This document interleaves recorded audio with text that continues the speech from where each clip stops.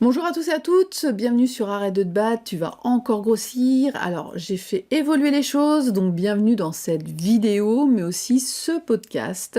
Je suis Christelle Dalérac pour ceux qui me découvrent, spécialisée dans les kilos émotionnels, mais j'aime pas trop ce terme.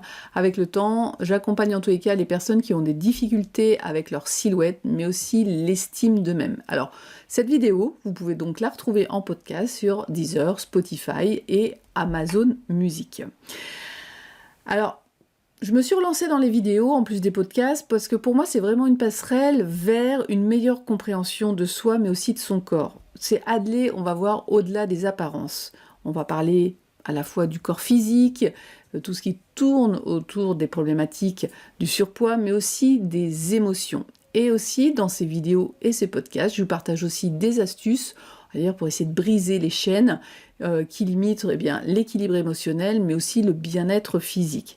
Bien sûr, comme toute chose, ça a ses limites. Des fois, il faut aussi aller gratter en profondeur. Et là, c'est mieux de passer sur un accompagnement personnalisé. Alors, est-ce que vous êtes prêts, mais surtout prête à transformer votre vie à la fois émotionnelle et physique? Alors, depuis longtemps, pour ceux qui me suivent, je défends l'idée que le surpoids, c'est pas qu'une histoire, on va dire, de silhouette, pas une histoire d'apparence, c'est vraiment, on va dire, la pointe de l'iceberg de souvent l'histoire personnelle et émotionnelle. J'ai à dire souvent que l'adulte que nous sommes, les adultes que nous sommes devenus, se sont construits sur les enfants et les adolescents que nous avons été, avec les points forts et les points faibles. Et je tiens à revenir vraiment sur cette notion, si vous voulez, de kilo émotionnel, quand je vous disais que ça me dérange de plus en plus.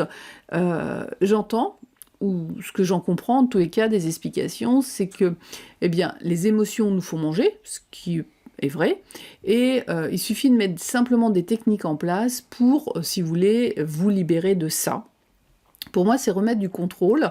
Au lieu de le mettre dans l'assiette, on le met au niveau des émotions. Mais pourquoi une émotion nous fait-elle manger? Qu'est-ce que ça cache derrière ça? Et c'est là que ça va être important de se rendre compte que c'est vraiment un chemin vers soi, et ça, j'insiste, et c'est vrai que dans mes premiers podcasts, j'en avais déjà parlé, et c'est pour ça que je reviens dessus. Et je vais reprendre l'histoire d'une femme dont j'avais sûrement évoqué son parcours au début de ces podcasts, et donc je le reprends parce que je ne l'avais pas encore fait en vidéo. C'est une femme, si vous voulez, que j'avais accompagnée et qui était confrontée à une prise de poids depuis qu'elle avait appris le départ de sa cadette, et ça, elle le vivait très très mal et ça la rendait très triste. Alors, si vous voulez, c'était pas qu'une simple absence physique qui la mettait mal, il y avait vraiment autre chose qui se jouait derrière ça. Et l'idée, c'est qu'on aurait pu lui dire, bon écoutez, ça vous rend triste, on va essayer de voir le positif de la situation, et puis quand vous sentez que la tristesse arrive et vous avez envie de manger, vous pouvez faire, bien sûr, comme je conseille aussi des fois, de la respiration, différentes activités, mais d'où vient cette tristesse, au-delà simplement du départ de sa fille? Si ça lui fait prendre des kilos, c'est bien qu'il se joue quelque chose derrière ça. Et puis au final, on s'est rendu compte que la tristesse était vraiment profonde, et quand elle s'emparait d'elle, c'était vraiment dramatique, et dramatique sur ses comportements alimentaires. Donc, de lui dire qu'il ne fallait pas qu'elle mange sa tristesse, si vous voulez, c'était peut-être réducteur par rapport à ce qu'elle vivait. Et au final, lorsque on a gratté, et on a trouvé une autre vérité, c'est que derrière cette tristesse, il y avait une réaction à une blessure plus ancienne, et cette douleur qui était plus profonde, c'était une blessure d'abandon qui remontait donc à l'enfance et qui était liée à son papa. Donc derrière ça, si vous voulez, c'était pas simplement la séparation récente avec sa fille qui l'a submergée, mais c'était le rappel, on va dire, un peu douloureux de l'abandon de son papa et le peu d'intérêt qu'il semblait lui porter, et le fait d'aller, si vous voulez, retravailler cette blessure, enlever la charge émotionnelle liée à ce souvenir, faire ce qu'on appelle du reparentage, a permis, si vous voulez, d'enlever une sorte de mallette, de permettre de se repositionner, se reconstruire différemment, pour être libre, mais libre viscéralement, si vous voulez, de pouvoir choisir lorsqu'elle voulait manger réellement, ou au contraire, lorsqu'elle voulait simplement se faire un tout petit peu plaisir et ne pas être, c'est clair, on va dire, manipulé par sa blessure émotionnelle et ses émotions.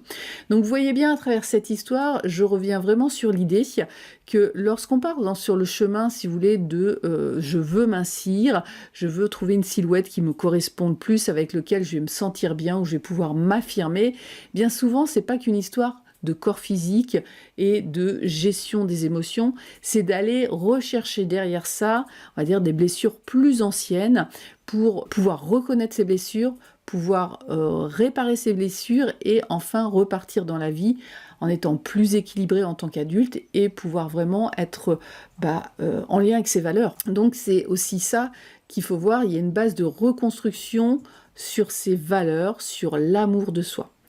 Et je pense que l'amour de soi, lorsqu'on retrouve cet axe, eh bien, on se réconcilie aussi avec son passé. Et là, il y a une véritable transformation qui commence. Et c'est là que, eh bien, la silhouette va pouvoir aussi se modifier. S'accepter avec le surpoids, c'est pas un signe, si vous voulez, de négligence de votre part, mais c'est le début d'un parcours conscient vers cette notion alors on pourrait dire d'une meilleure version de soi. Mais j'aime pas trop non plus aussi ce terme, j'ai envie de dire une version où vous allez être enfin en paix avec votre passé, pour certaines choses qu'on ne l'est jamais vraiment au final, et plus facilement vivre avec vos vraies valeurs pour vous sentir bien avec vous-même, vous sentir bien avec les autres, et pouvoir, si vous voulez, choisir plus facilement ce qui vous convient, ce qui vous convient pas, et ne pas compenser obligatoirement par l'alimentation ou être... Voyez-vous, c'est vraiment une transformation durable. C'est pour ça qu'il y a autant d'effets yo-yo. Je vois des gens qui ont fait Weight Watchers, c'est super, ils ont perdu 25 kilos. Ils les ont repris, voir les intérêts avec. Qu'est-ce qui se passe? Ils vont avoir fait du camp, ils vont avoir fait les jeûnes intermittents. Et à chaque fois, ça revient, et ça revient toujours avec plus de kilos. Parce que ces aspects-là n'ont pas été traités. Bon, mon chat a décidé de s'inviter dans cette vidéo. Donc vraiment, avant de partir, pour être vraiment dans une transformation en profondeur, eh bien, quelqu'un qui s'aime est plus à même de prendre soin de son corps, de prendre soin de ses émotions, que quelqu'un qui va essayer de commencer à mincir avec des croyances négatives, de la dévalorisation de soi, en pensant que tout est de sa faute, que c'est nul.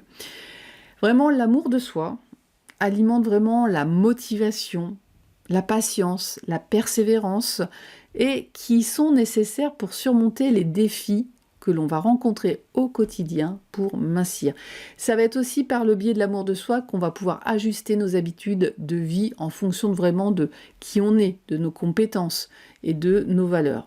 Et ça va vraiment permettre de mieux atteindre son objectif. Et puis ça va être important de se dire que chaque difficulté rencontrée, chaque obstacle que vous allez surmonter, ne fait vraiment que vous rapprocher de vous, de l'estime de soi, mais aussi de votre objectif. Et l'important n'est pas seulement d'atteindre le sommet, mais au final de découvrir sur ce chemin des vérités sur vous-même, des vérités sur comment je me nourris émotionnellement, comment je renforce ma détermination. Donc avant de passer, si vous voulez, à l'acte, il va être important de se poser et de réfléchir au chemin et pourquoi on le fait. Maintenant que je vous ai posé les bases, un petit peu de l'amour de soi et de l'importance de l'amour de soi pour, au contraire, réussir son projet de mincir, je vais vous proposer une méditation guidée. Avant ça, je vous rappelle que si vous voulez aller plus loin, vous avez des ateliers de groupe avec différentes techniques comme le dessin neurographique. Il y a aussi les suivis individuels où j'utilise la naturopathie, l'hypnose de l'enfant intérieur, l'hypnose classique, le dessin neurographique, vraiment pour faire ce chemin avec vous. Et si vous voulez toutes les informations, vous pouvez les retrouver sur www.sylbalia.com. Maintenant, je vais vous proposer de vous faire pause pour vous installer confortablement et reprendre la méditation qui est à suivre. À très vite, bye bye. Méditation de l'amour de soi et son projet à mincir. Installez-vous confortablement dans un fauteuil, un canapé ou même dans votre lit et créez un espace privé pour vous éloigner de toutes les distractions de votre quotidien. Gardez à l'esprit que votre cerveau ne distingue pas le réel de l'imaginaire et que les émotions positives renforcent l'ancrage des changements. Imaginez donc votre succès comme s'il était déjà réalisé.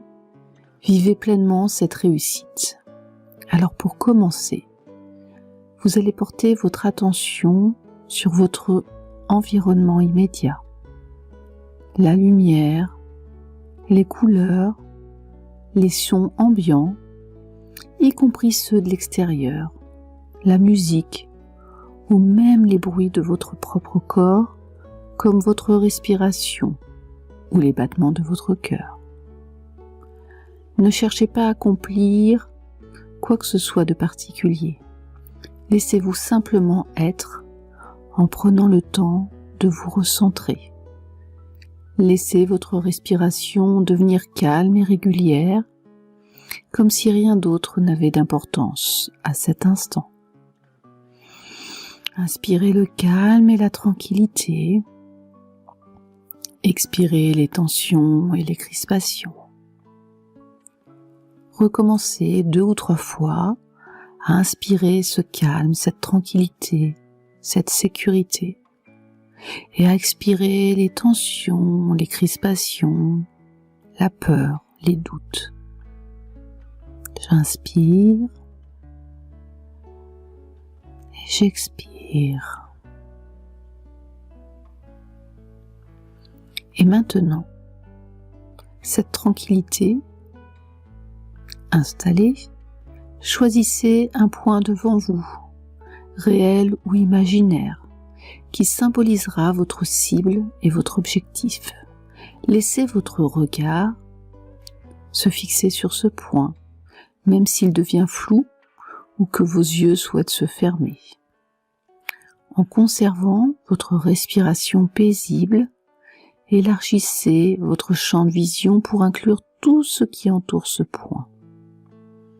N'hésitez pas à utiliser votre vision périphérique.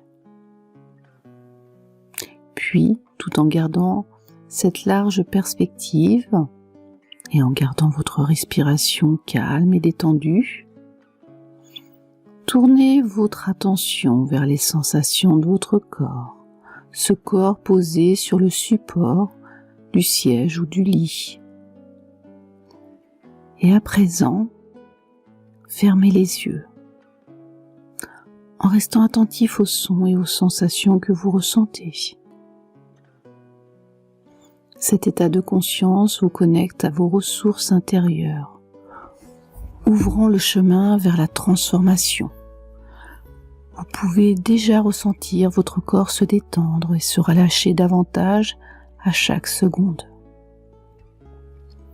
Dans ce moment de tranquillité profonde, réfléchissez à l'importance de vous aimer et d'être attentif à vos vrais besoins. Cette méditation est l'occasion de se reconnecter à soi, de reconnaître ses besoins authentiques au-delà des habitudes telles que le grignotage ou la consommation compulsive de certains aliments. Prenez conscience des raisons qui vous poussent vers des habitudes qui ne sont pas bonnes pour vous ou pour votre projet.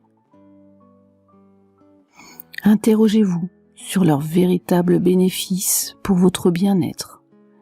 Y a-t-il un véritable intérêt à avoir ces compulsions, ces grignotages ou certains aliments?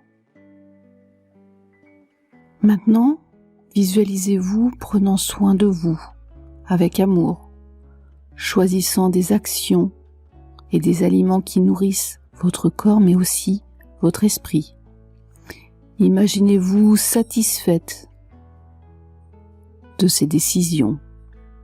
Imaginez-vous en train de répondre à vos besoins réels par des moyens plus sains, plus constructifs. Peut-être en trouvant du réconfort dans des activités enrichissantes plutôt que la nourriture. Ressentez la joie et le bien-être de mener ces actions pour atteindre votre projet. Observez ces actions, observez comment elles vous nourrissent, comment elles vous remplissent de joie, de légèreté, de confiance. Rien que pour vous, par amour et par respect de votre personne et de votre corps. Vous méritez le meilleur dans tous les domaines. Inspirez ces sensations agréables qui émanent de cette visualisation. Mettez ces sensations agréables à l'intérieur de vous, dans chaque noyau de chacune de vos cellules. Visualisez votre projet avec toutes ces belles actions pour l'atteindre. Vous allez revenir doucement à la conscience, revenir ici et maintenant tout en gardant en tête que chaque choix alimentaire est une opportunité de vous montrer de l'amour et du respect.